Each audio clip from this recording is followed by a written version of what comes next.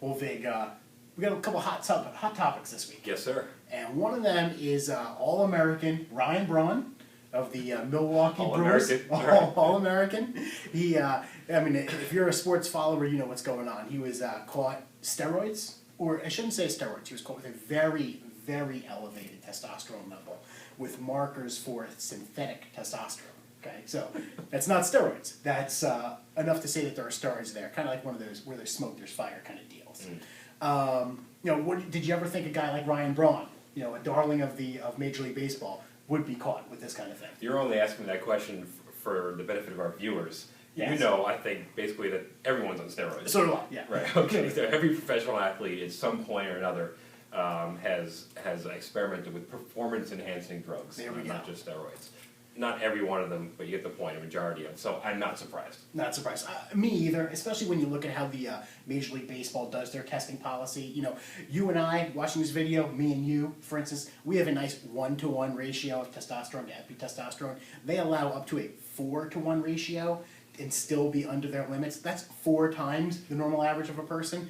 He was well above that. They haven't released a number, but they're talking 7 to 9%, 9-to-1 ratio. Who's that athlete years ago that claimed that, hey, I just have a naturally high testosterone level? Oh, yeah. Remember that? That was an argument of some pro athlete back in the day. Yeah, I do remember. There's always something different. You know, there's the French bicyclist who said, I ate tainted meat, and that raised my testosterone level. Yeah. Now, remember, people, we're not talking about moving from 1-to-1 to 1.5-to-1 ratio. We're talking about going above the 4-to-1 ratio. Yeah. So, regardless, Braun did something he shouldn't have done. The testosterone of 4 men. Yes, he has more than William Wallace. Yes. But here's where it gets into the real structure of baseball. Braun just won the NL MVP award, which, regardless, should have gone to Matt Kemp. Totally. We agree with that. Totally. There's no discussion there. Yeah. But being that Braun was caught in October, was when he was positive test, do you think he should have to give up his award? I'm going to say no.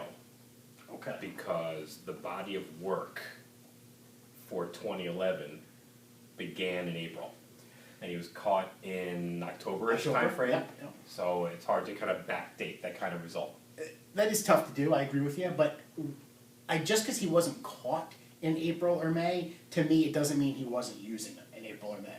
I mean, maybe if he wanted to bump up onto a cycle during the playoffs to be a little bit better, hey, maybe that's one thing. Mm-hmm. But to me, that's enough. It was still technically during the season, even though it was during the playoffs when he was caught. Mm-hmm. That's enough to pull the award. I mean, and give it to the rightful owner of Matt Kemp. Yeah, well, I mean, Matt Kemp should have gotten it anyway. Right. So in that argument, yes, pull it because I want Matt Kemp. Because Matt Kemp anyway. deserved it. Actually, Matt Kemp, he was dating Rihanna. That's one award right there. He's a needed MVP. You can't take that one away. So yeah, I'm with you on that. If it's a marker for X amount of months and that he probably or almost certainly was doing it for X amount of months ahead of time, then yeah, I'd pull the award from him. Why not? and I'm just going to kind of, well, I'm glad we're in agreement at this point. Yeah. But I'm won me over. Here's the other thing, though. Baseball will do nothing about it. Because Braun's one of the good guys. He's not a bad guy like Alex Rodriguez Yeah, is. who they didn't pull the awards from either.